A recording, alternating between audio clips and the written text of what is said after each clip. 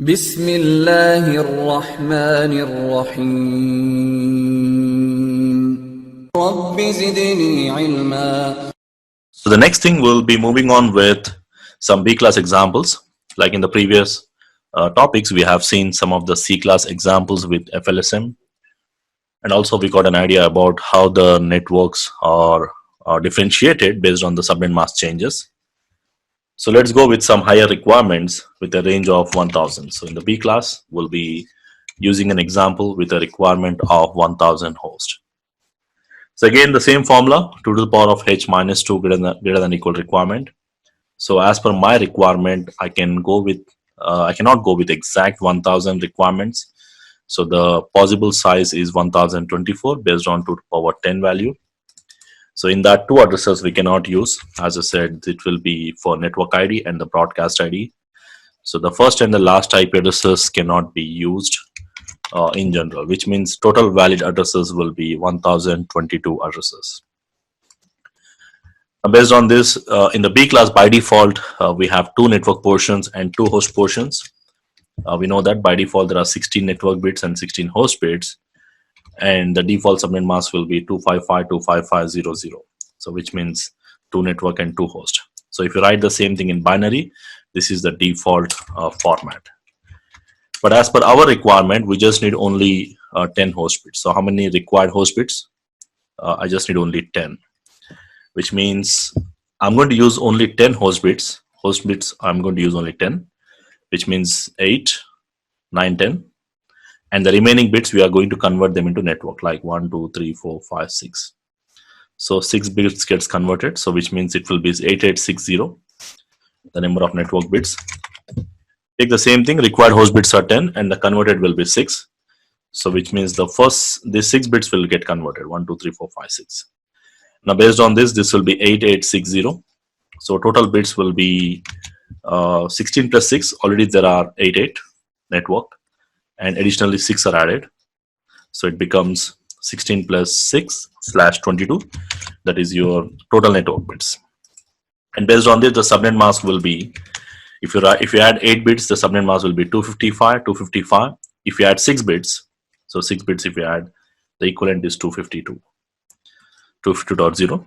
Or you can just calculate this way, like 128 plus 64 plus 32 plus 16 plus 8 plus 4. So you get 252 is something what you get. But if you just keep memorizing this table, then it will become easy, so that you don't need to add each and every time. So the calculation up to here is not much different than what we did in the C class. In the C class, we have used the network bits and the host bits will vary. Apart from that, the rest of the steps are exactly the same what we have done in the C class. Now the next thing, once we calculate the subnet mask, the bits and everything, so if you want to figure out how many valid addresses we get, simply we can use 2 to the power of h minus 2, which means the size is 1024.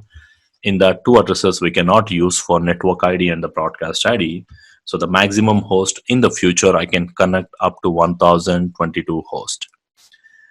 And how many subnets we get? So if you are dividing one B class network, let's say, which has 65,535, that is a total 65,536 addresses you get in one B class.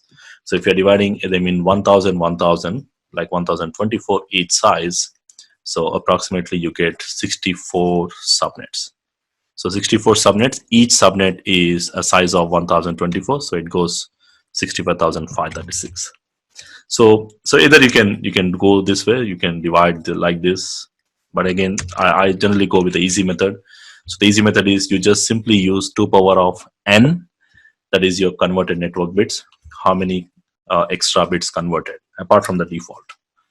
So because the 16 are default, extra 6 converted, so 2 power 6, 64 subnets.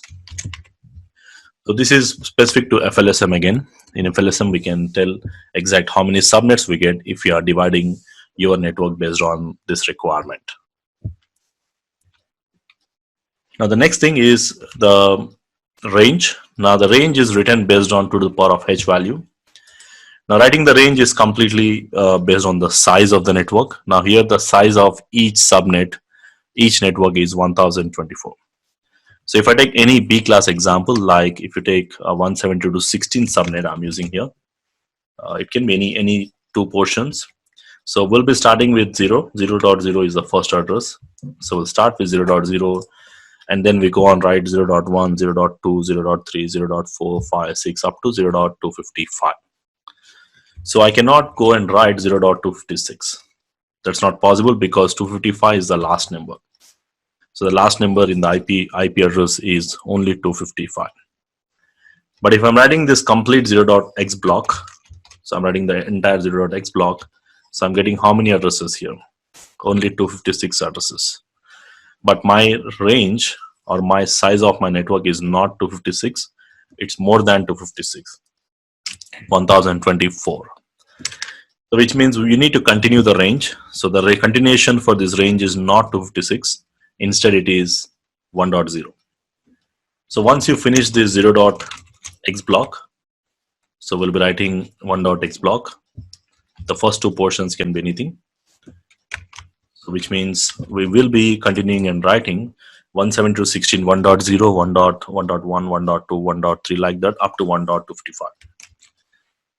So which means as per this, so the complete 0.x block supports how many addresses? Total, this entire 0.x, if I'm writing, I'm getting 256 addresses.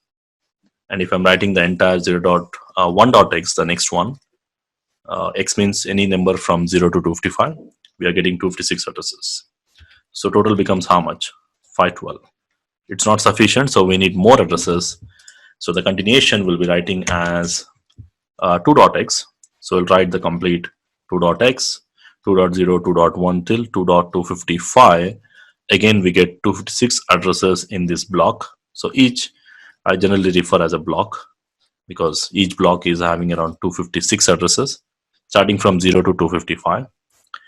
Which means if I go on right, which plus 256 means it's 768 addresses around. So still not sufficient because I need 1024 addresses, which means I need to go on write 3.x block also, another 256 addresses. So if I go on write 3.0, so from 3.0 to 3.255, another 256 addresses means total becomes 1024. So if you add 256 plus 256 plus 256 plus 256, total up to 3.255. So as per this, the range will start from 0.0. So as per this calculation, the range is going to start from 0.0 and ends on 3.255. So which means if I want to write 1024 addresses, so we need to write 2.x, 3.x block. So each block is getting 256 addresses. So based on this, I get 1024 addresses. So which means my range is going to start on 0.0 and ends on 3.255. So the next network is going to start from 4.0 and where it ends on 7.255. If I go and write, because I get 4 blocks, right? So similar way, if I write 4.x, 5.x, 6.x and 7.x, so it's going to end on 7.255. So this is how you generally need to calculate the range. But instead of going with this, you can go like this. Instead of going with this, I generally recommend you a simple way, like the shortcut way we can say. Each block getting how many addresses? 256 as we wrote here. Each block we are getting 256 addresses means if I want to accommodate, so whenever your requirement is greater than or equal to 256. So if it is 256, one block equivalent to C class, right?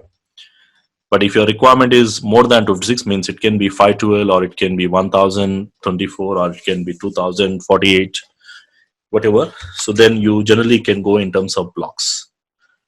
Okay, so which means if one block we are getting 256 addresses, so in 1024 we get how many blocks? So just divide it 256, or you can make a rough round figure like 1000 round figure 250. You know, in 1000 you get 4, so it's like 4 blocks, which means I need to write multiples of 4 here, 8.0 and then 12.0. You know, you need to just keep on writing like that. Basically this is it's not compulsory to write the entire range in all the time, but generally in the submitting questions or when you're figuring out the subnets, this will be very much useful. So like that, if you go on write, you can write up to 252.0 to 255.255. So which means this range will end on 7.255, and this range will end on 11.255, and this range will end on 15.255. So this will start on 20, means this is going to be ending on 19.255, and then this will end on 23.255. Like that, it will go on like that. So like that, if you go on write, you get how many subnets? You get 64 subnets. We already calculated that, and each subnet the size of 1024 addresses. If we try to see the same thing, so the number of blocks, we always use this formula. I generally use this. So you can also make a round figure. As I said, just make it round figure of 1000 and round figure of 250. In every 1000, you get 4. So even in the future, let's say if you get a requirement of 2048, then you can simply say in 1004 means in 2000 you get 8 around. Okay, something. So this way we can calculate. This way we can go on writing multiples of 4, and then of course the previous address. This is how we can write the range. So basically in this example, we did entire calculation same, but we have just seen how to write the range for a bigger numbers by using this formula, where we can use some shortcuts where we can write the number of blocks required.